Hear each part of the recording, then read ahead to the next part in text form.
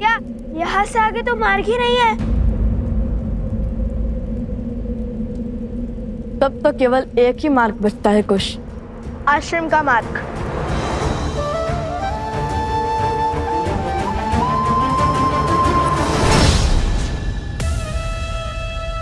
कुश, यदि माता सीता आश्रम में ही है तो फिर ये दोनों क्या बात कर रहे हैं? सुनती हूँ।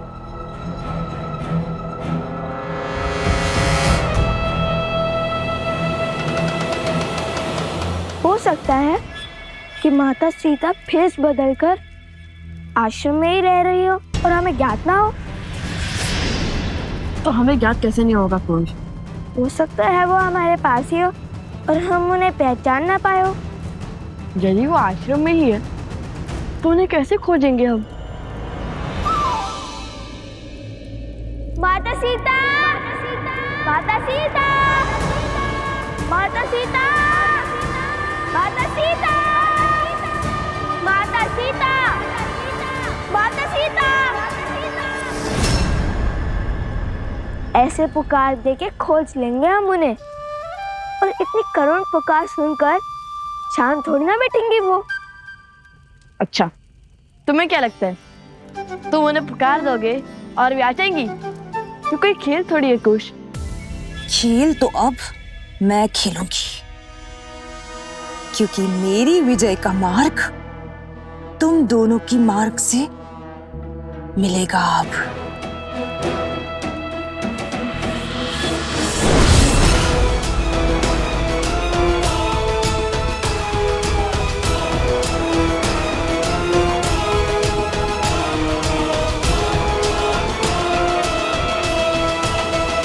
कुश, क्यों ना हम ऋषि भरद्वाज से ही पूछ ले, क्योंकि यदि माता सीता आश्रम में रहती है तो ये बात उन्हें अवश्य ज्ञात होगी। नहीं भैया, मेरा मन तो कहता है माता सीता आश्रम में ही होंगी।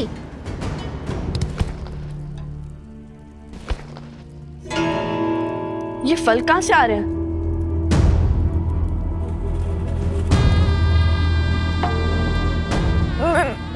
मेरे फल, मेरे फल।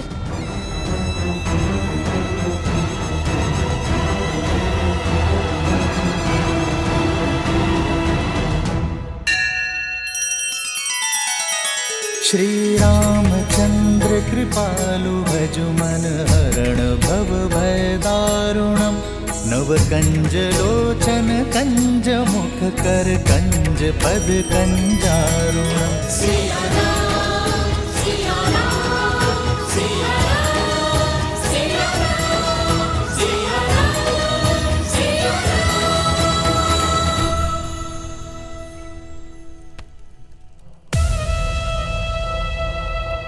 ये लीजिए आपके फल। धन्यवाद ऋषि कुमारों। ईश्वर तुम्हारी सारी इच्छा पूर्ण करे। लाइए, अपनी टोकरी आगे कीजिए।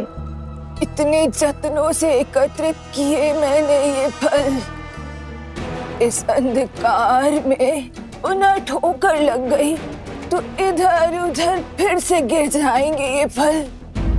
मैं ठहरी एक वृद्ध साध्वी, कैसे ले जाऊंगी इन्हें मेरे साथ में? लाइए, हम आपकी सहायता कर देते हैं। बताइए, किस और रहती हैं आप?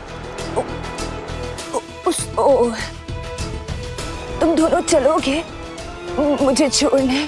अवश्य, आइए। इस समय फल क्यों एकत्रित कर रही थी, और वो भी इतने सारे? मेरा इस संसार में कोई भी नहीं है, मैं अकेली ही रहती हूँ और इसीलिए मैं फल इकट्ठे करने निकल जाती हूँ सांझ को। परंतु आज तनिक दूर आ गई हूँ और मार्ग भटक गई हूँ। तो आप भगवान वाल्मीकि के आश्रम में क्यों नहीं आ जाती? उसके द्वार सबके लिए खुले हैं। नहीं नहीं, कोई है जिसका दायित्व मैंने उठा रखा है। ये फल भी उसी के लिए ले जा रही थी मैं, किसके लिए? जो वर्षों से उस गुफा में तपस्या कर रही है। अपना तो अब कोई है नहीं, तो उसी की सहायता में स्वयं को व्यस्त रखती हूँ। वेशभूषा से तो साध्वी दिखाई देती है, परंतु रूप उसका महारानी सा सुंदर है। उनका नाम क्या है? नाम तो स्मरण नहीं आ रहा है, परंतु हाँ, इतना ज्ञात है कि उस बेचारी को उसके पति ने त्याग दिया था, अपने घर से बाहर निकाल दिया था। क्या नाम है उसका? सीता। हाँ, यही नाम तो बताया था उसने। मिल गई देवी सीता। अरे वो ध्यान में होगी। तुम दोनों कहाँ चल दिए? अपनी प्रतीक्षा के सुंदर अंत को देखने। माता सीता को ही तो खोज रहे थे हम। किंतु क्यों? हम आपको सब बता देंगे, परंतु पहले आइए, महादेव ने आपको हमारी सहायता के लिए भेजा है। शीघ्र ही माता सीता के पास चलते हैं।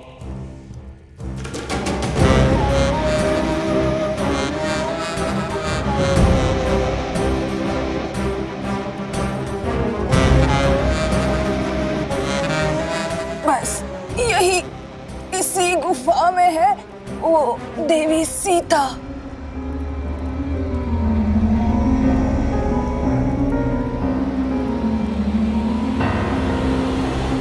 हम आ गए माता सीता। रुको कुछ। इस गुफा को देखकर लगता नहीं कि यहाँ बहुत समय से कोई आया है। वो सीता कहीं आती जाती कहाँ है? सदा तपस्या में लीन रहती है। हाँ, किंतु आप तो आती जाती होंगी ना? मैं तो वृद्ध हो गई हूँ ना, तो बस कभी कभी। भैया शीघ्र चलिए ना, अधिक समय नहीं है हमारे पास। चलो चलो, शीघ्रता से अंदर चलते हैं।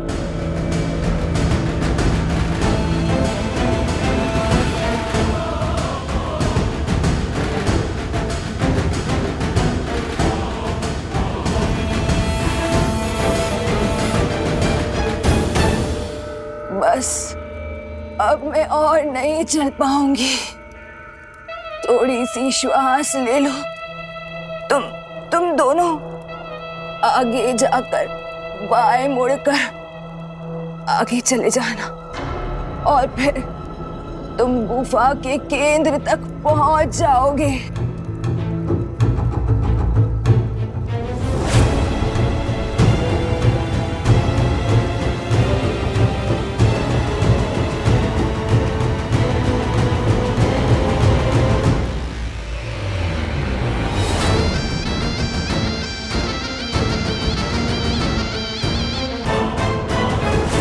देवी सीता, माता सीता, देवी सीता कहाँ है आप?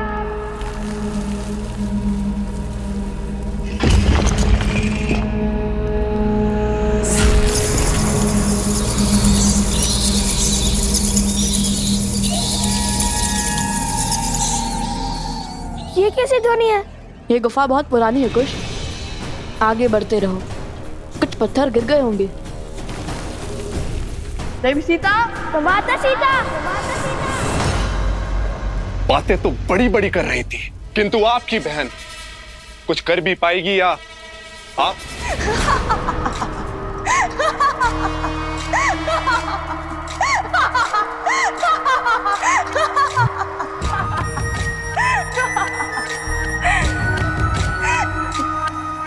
विश्वास नहीं हो रहा होगा ना कि जो कार्य वर्षों से 2 महाराक्षस नहीं कर पाए, वो कार्य एक स्त्री कर पाएगी। परंतु अब विश्वास होगा जब शूर्पणखा की गति और मति के समक्ष शीश झुकाएंगे आप लोग।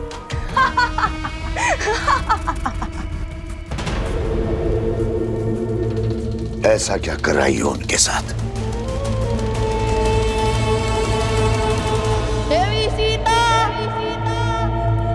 माता सीता, माता सीता।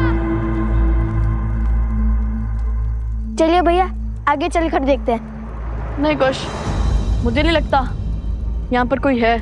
उस देवी ने कहा तो माता सीता अवश्य ही यहाँ होंगी। चलिए चलकर उन्हें ही यहाँ ले आते हैं। आगे का मार्ग वो ही बताएंगी।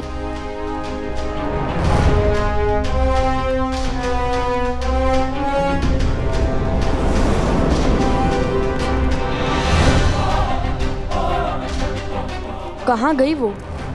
यही तो छोड़ा था, अवश्य ही बाहर चली गई होंगी।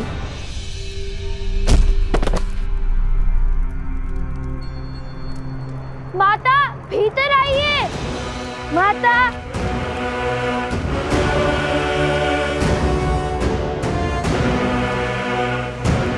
बताओगी भी? ऐसा क्या करके आई हो शूर्पणखा? मैं लव और कुश को गुफा में बंद करके आई हूँ भैया।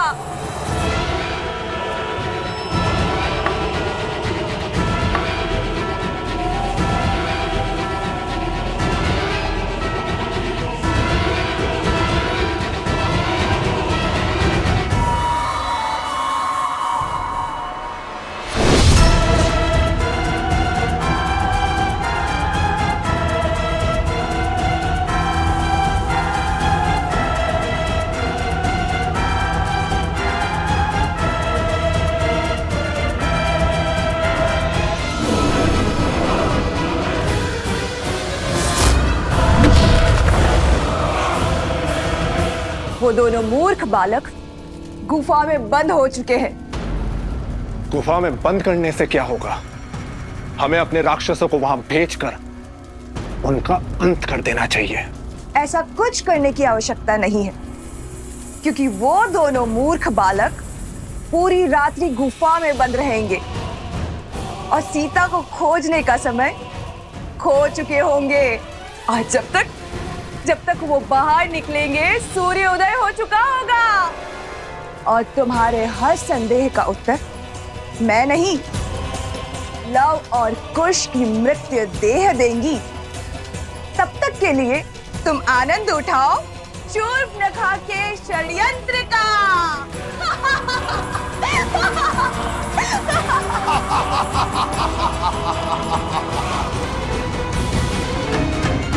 ये क्या हो गया? हुआ नहीं है, किया है। वो कोई साथ भी नहीं थी, माया भी थी। मुझे पहले ही समझ जाना चाहिए था। शीघ्र ही दिन हो जाएगा भैया। हम जीवन के इतने बड़े लक्ष्य से चूक जाएंगे। अब श्री राम को, संसार को, अपने आप को क्या मुख दिखाएंगे कि माता सीता से भी मिल ना सके।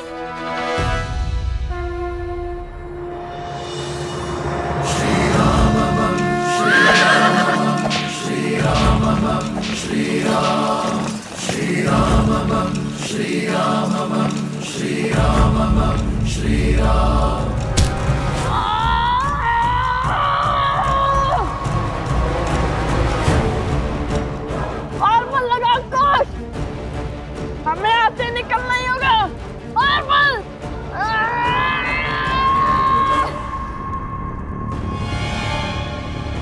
ये बटर तो लेकर नाम ही नहीं ले रहा भैया।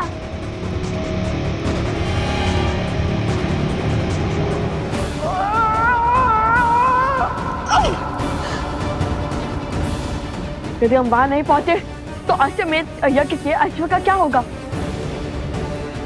श्री राम को लगेगा कि हमने हार मान ली है। संकट बड़ा है, किंतु ऐसा कोई संकट नहीं होता जिसका कोई हल ना हो।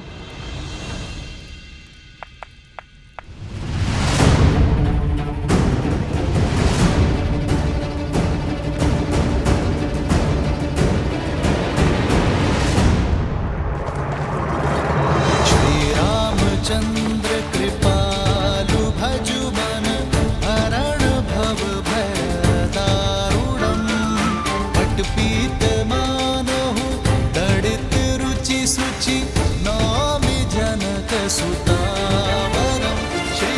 प्रणाम प्रभु।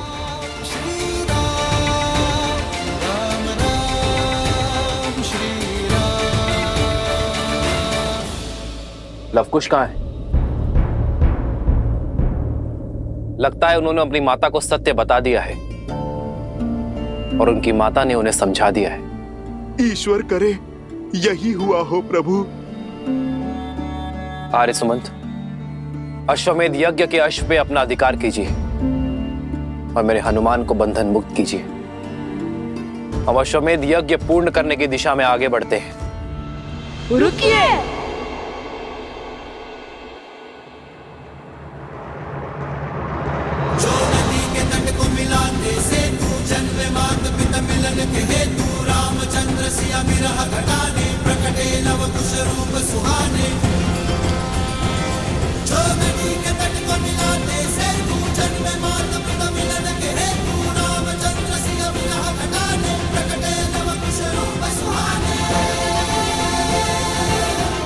प्रणाम महाराज।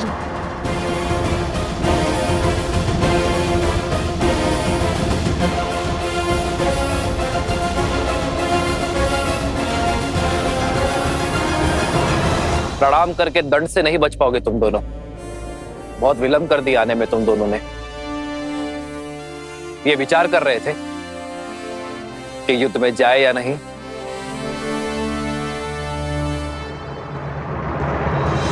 कुछ समाधान ना चुप बैठने से मिलेगा और ना ही सीधा सोचने से। तो अब क्या करें?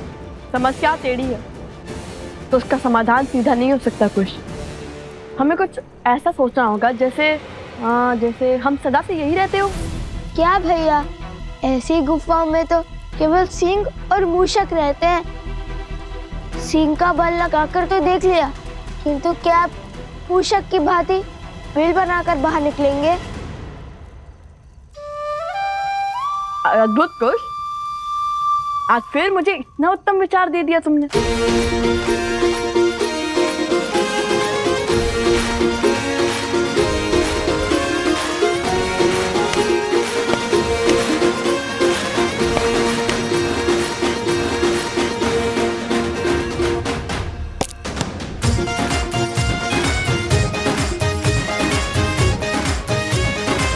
अरे भैया, भूमि के नीचे खोदने से तो 3-4 अश्वमेध यज्ञ संपूर्ण होने के बाद ही बाहर निकलेंगे। बाकी सब दीवारें परसों से यहाँ हैं, किंतु ये दीवार नहीं है। यदि हम इसके नीचे मिट्टी खोदेंगे तो ये ऊपर के पत्थर नीचे गिर जाएंगे, तो ये और नीचे जाएगा, जिसके कारण ये ऊपर के पत्थर नीचे आ जाएंगे।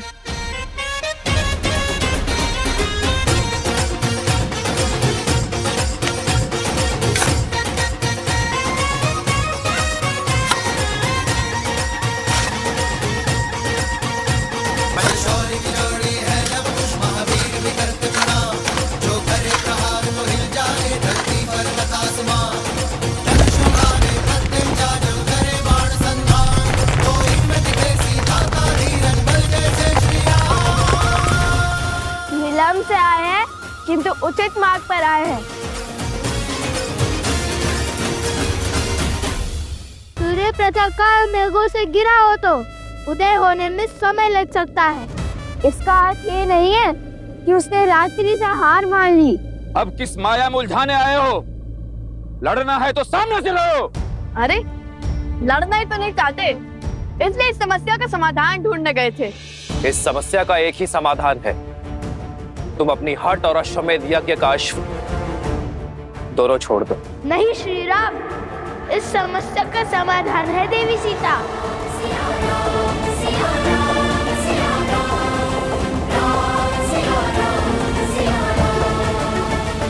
हम उन्हें खोजने गए थे, पूरी रात्रि खोजा, किंतु हम उन्हें खोज ही नहीं पाए। यदि वो मिल जाती तो ये संकट भी हल हो जाता। झूठ!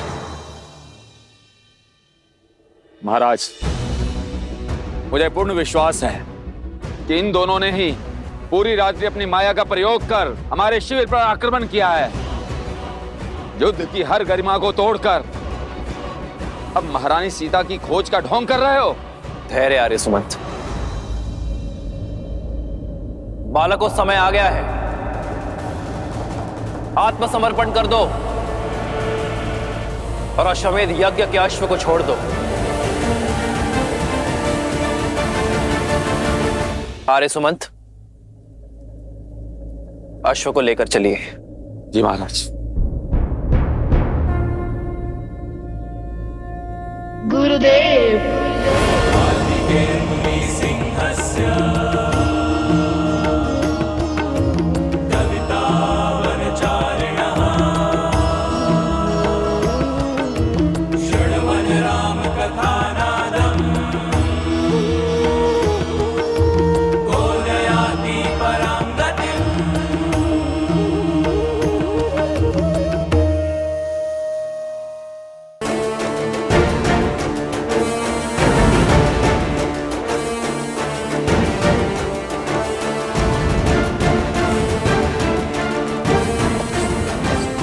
रुकिए महाराज।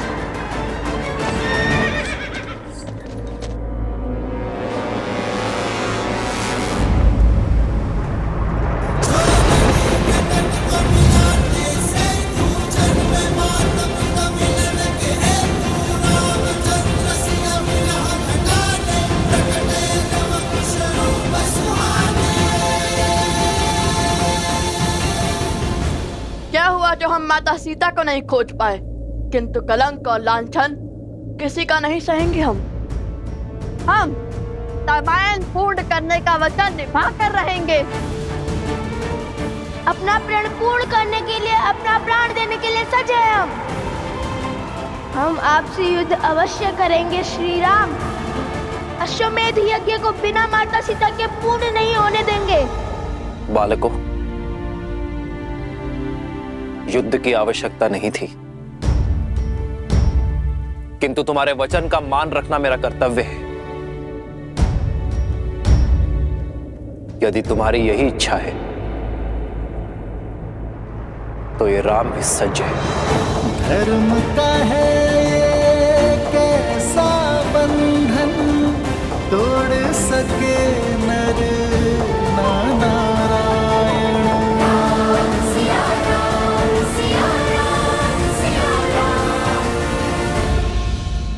महादेव, मन अत्यंत विचलित हो रहा है। लवकुश के भविष्य की चिंता मुझे खाए जा रही है।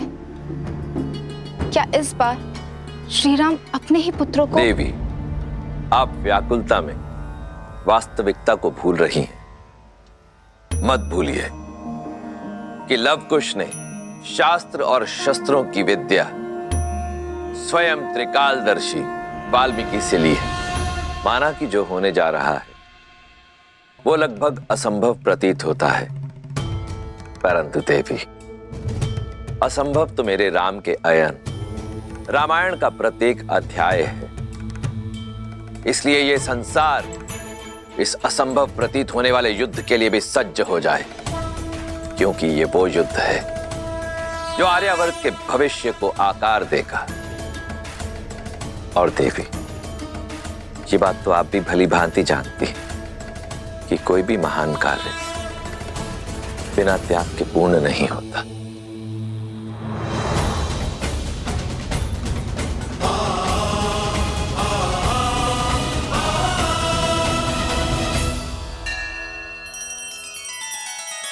श्री रामचंद्र कृपालु भजु मन हरण भव भय दारुणम। नव कंज लोचन कंज मुख कर कंज पद कंजारुणम। सिया राम, सिया राम, सिया राम, सिया राम, सिया राम, सिया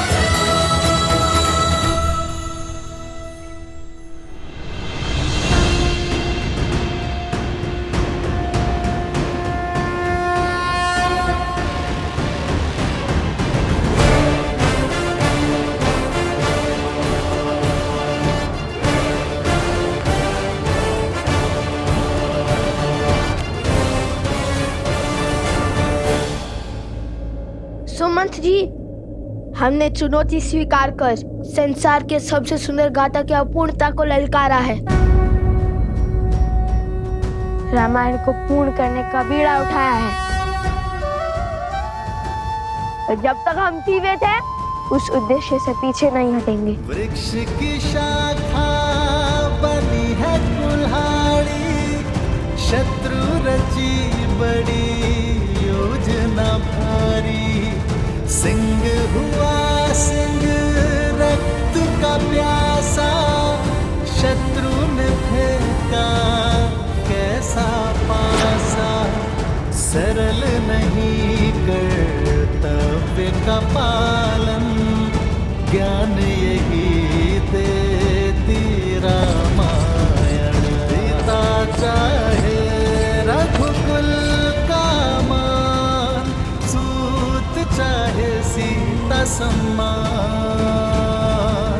भावों का ये है विचित्र संग्राम, जाने न सीता जाने न राम। प्रभु, आज तक आपके कही हर बात का अनुसरण किया है मैंने, बिना प्रश्न किए आपका आदेश माना है। इस संसार में ऐसा कोई बल नहीं जो मुझे आपके विरुद्ध करने का छल कर सके। किंतु आज अयोध्या का मान, हमारे ध्वज का सम्मान दांव पर लगा है, जिसकी रक्षा करने का दायित्व आपके पिता महाराज दशरथ ने मुझे भी सौंपा था। प्रभु, आप साधारण नहीं हैं और ये सत्य को हम सब जानते हैं। जिसके हृदय में इतनी उदारता हो, इतनी दया हो, जो मंथरा रावण जैसे पापियों को क्षमा करने का साहस रखे, उन्हें भी अंतिम अवसर थे, वो साधारण हो भी कैसे सकते हैं। परंतु प्रभु, ये दोनों अफसरों की क्षमा की हर सीमा को लांघ चुके हैं, इनका अंत ही न्याय होगा। आप बार बार इन्हें अवसर का उपहार दे रहे हैं। कहीं उनके कारण भारतवर्ष अयोध्या की शक्ति को कम आंकने की भूल ना कर बैठे, संसार में यह संदेश ना चला जाए कि अयोध्या पर आक्रमण करना बहुत सरल है, क्योंकि महाराज श्री राम के भीतर करुणा का सागर है। जो शक्तियां कौशल के धर्म प्रचार को रोकने में जुटी है, कहीं वो इस भ्रम में ना पड़ जाए कि आप अपने शत्रु को बार बार अवसर देते हैं। अयोध्या चट्टान से भी प्रबल है, एक चोट में कोई हानि नहीं होती, किंतु बार बार जब उसी स्थान पर चोट पड़े तो उसका टूटना स्वाभाविक ही है। नीति शास्त्र भी तो यही कहता है। प्रभु, शत्रु को केवल एक बार सुधरने का अवसर मिलना चाहिए, और ये दोनों वो अवसर गवा बैठे हैं। इनकी मृत्यु ही संसार के लिए उदाहरण बनेगी।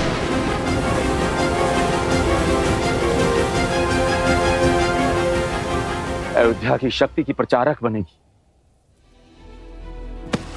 यदि मेरी भक्ति अयोध्या के लिए सत्य है, आज आप उस सुमंत की बात नहीं टालेंगे, जिसने आपके जन्म से लेकर अब तक आपकी उपस्थिति को उत्सव की भांति मनाया है, जिसने खेल में ही नहीं प्रशिक्षण में भी आपका साथ दिया है, जिसने भारी मन से आपको वन गमन के लिए विदा किया था। आज आपके भाइयों और मित्रों की जो दशा है, उसके कारण ये दोनों ही हैं। अंत कीजिए इनका और जगाइए उनको उनकी मूर्छा से।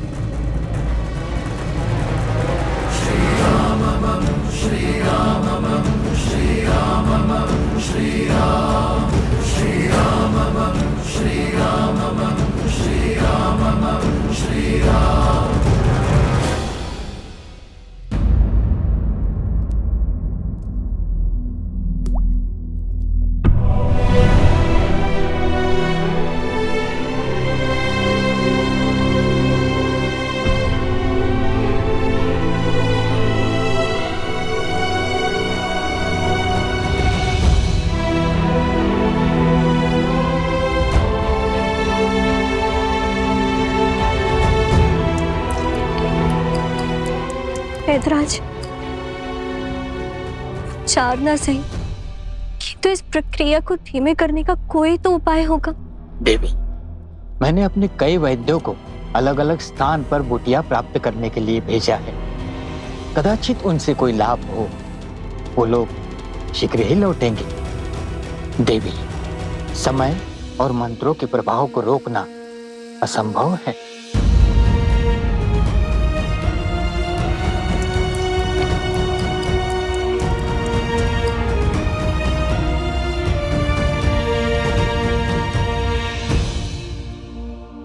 मानवी, श्री राम के होते हुए चिंता कैसी?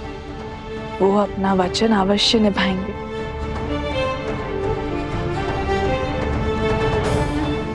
प्रभु, स्मरण कीजिए वो वचन जो आपने अपने भाइयों की पत्नियों को दिया था। यदि कल तक मैं अपने भाइयों और अपने मित्रों के प्राण नहीं बचा पाया, तो मैं आपको वचन देता हूं कि कल मैं भी जीवित नहीं लौटूंगा। स्वयं को उनके पिता के समान कहा था।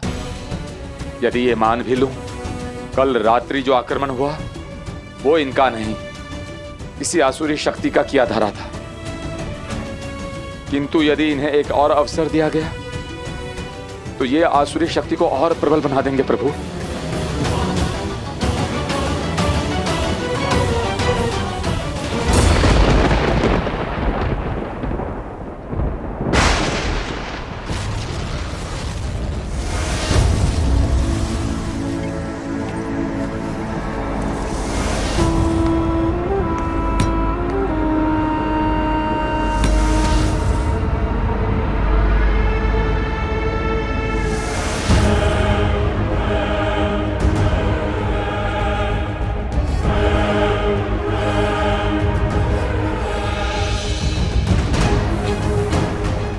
शत्रु पर तब प्रहार करो जब उसका बल और संबल टूटा हुआ हो। ये युद्ध की सबसे उत्तम नीति है। जब राम अपने पुत्रों को मारेगा तब वो टूट जाएगा और तब हम उसकी संतान रूपी अयोध्या पर वार करेंगे। उन्हें संभलने का समय ही नहीं देंगे।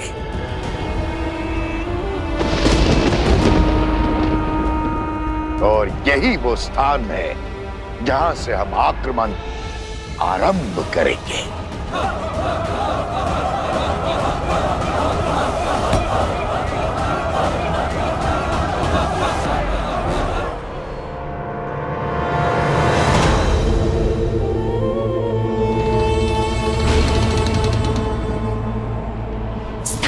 बड़ा ही उत्तम चुना है आपने भैया। अब हमारे सहस्त्र राक्षसों की सेना अयोध्या का चिन्ह, राम राज्य का स्वप्न सब धराशाही कर देगी। बस अब पिता और पुत्रों में युद्ध शीघ्र ही आरंभ हो जाए। जीते चाहे कोई भी, विजयी तो हम ही होंगे। बस अब इस युद्ध में कोई बाधा ना बने। प्रभु, निर्णय की डोर आपने थाम रखी है। यदि आज अपने ही पुत्रों की मृत्यु का कलंक आप पर लगा तो भगवान का ये भक्त प्रभु चुप नहीं बैठेगा।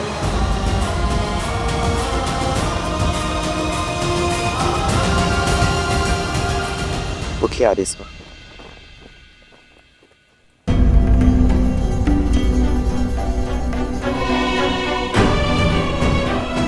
यदि लव और कुश को अंत करने के पश्चात प्रभु को सत्य का ज्ञान हुआ तो प्रभु स्वयं को कभी क्षमा नहीं कर पाएंगे।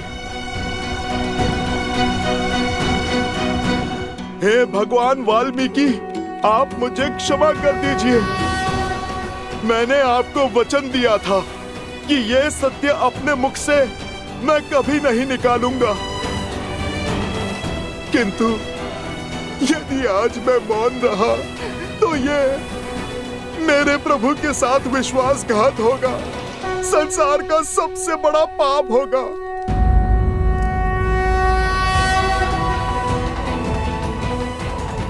जब प्रश्न मेरे प्रभु की प्रतिष्ठा पर हो तब ये हनुमान हर वचन हर सौगंध, हर संबंध से परे है। समय आ गया है कि मैं वचन की बेड़ियां तोड़ मेरे प्रभु को सब सत्य बता दूं। उन्हें कौशल राज्य के आने वाले कल से प्रभु को मिलवा दूं। ये देखिए भैया,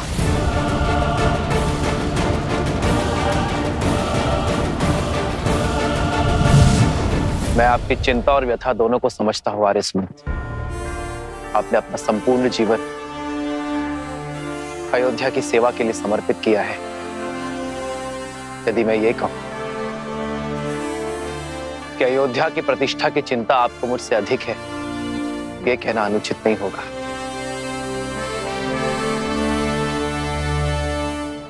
इन बालकों को इनके किए का दंड अवश्य मिलेगा। श्री राम श्री राम श्री राम। इनकी कथा अयोध्या को कलंकित नहीं करेगी आर्यसमंत।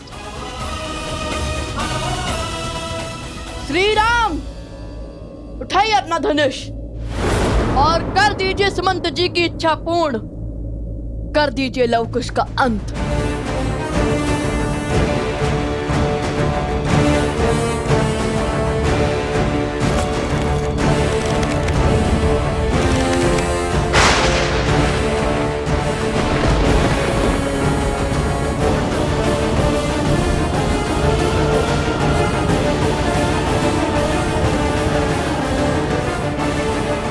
नहीं प्रभु, अपने हाथों से अपने संबंधों का रक्त मत बहाइए। राम राज्य के स्वप्न को कलंकित होने से बचा लीजिए प्रभु। आप जिन्हें मृत्यु दंड देने वाले हैं प्रभु, वो आप ही के पुत्र हैं।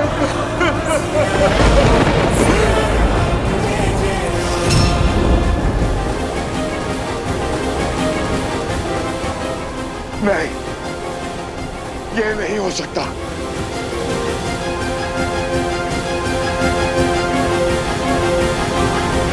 भगवान ने सत्य कह दिया, हमारे हर षड्यंत्र का अंत कर दिया।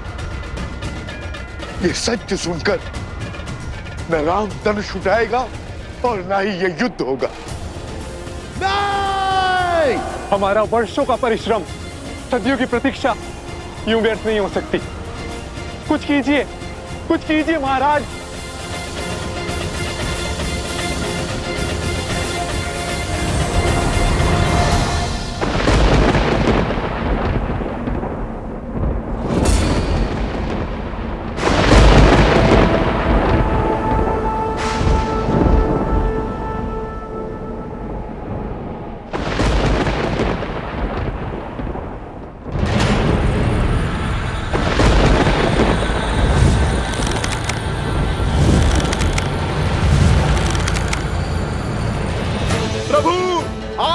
कीजिए ये युद्ध, त्याग कीजिए ये अस्त्र। प्रभु मत कीजिए ये अनर्थ। प्रभु रुक जाइए।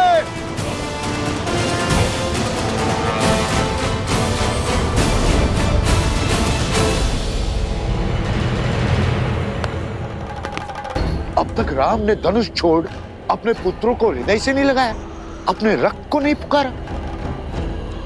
इसका अर्थ स्पष्ट है, हनुमान की ध्वनि राम तक नहीं पहुंच रही है।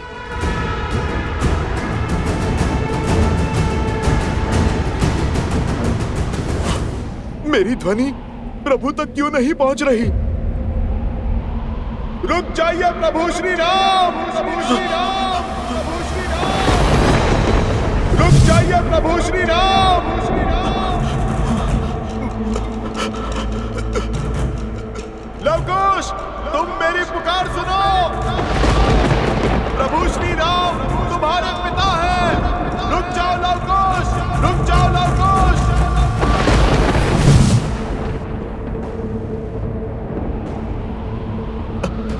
ये क्या हो रहा है?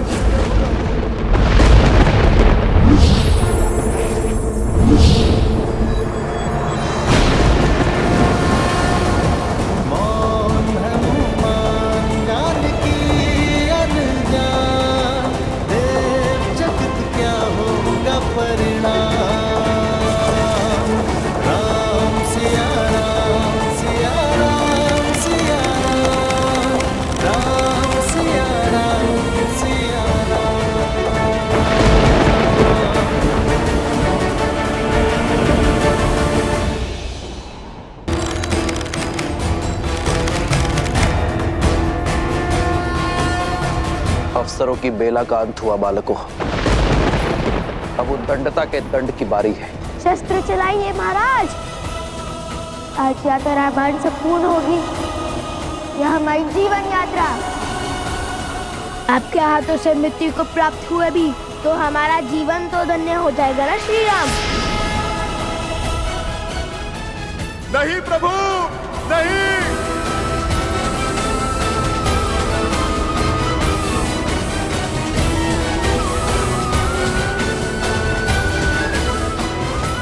नहीं प्रभु, नहीं।